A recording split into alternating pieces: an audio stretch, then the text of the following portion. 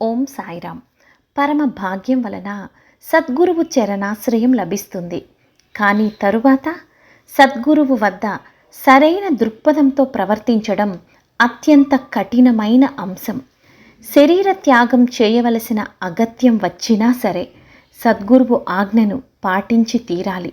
రాత్రింబవళ్ళు వారు చెప్పినట్టే నడుచుకోవాలి. లేకపోతే ఎలా ఉంటుందో ఈ చిన్న సంఘటన.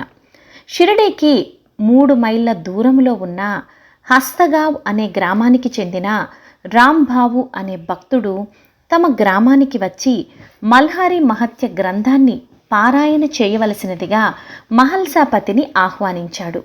అందుకు అంగీకరించిన మహల్సాపతి హస్తగావ్ వెళ్ళడానికి సిద్ధమై బాబావారి అనుజ్ఞను అర్థించాడు.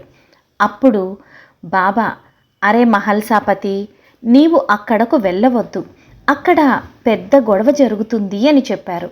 లేదు బాబా, వాళ్ళు అన్ని ఏర్పాట్లు చేసుకున్నారు, వెళ్ళకపోతే బాగుండదు అని బాబా అనుమతి లేకుండానే మహల్సాపతి హస్తగావ్ వెళ్ళాడు.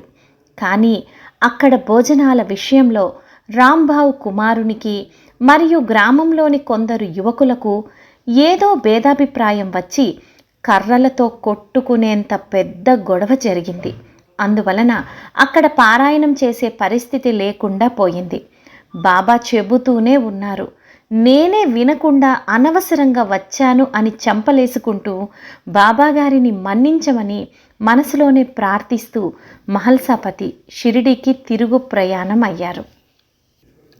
ఒక్కసారి బాబావారికి శరణాగతి చెందితే ఖచ్చితంగా తూచా తప్పకుండా బాబావారి ఆజ్ఞని శిరసా వహించాల్సిందే. లేకపోతే పరిస్థితి ఇలా ఉంటుందన్నమాట. ఓం సాయిరామ్.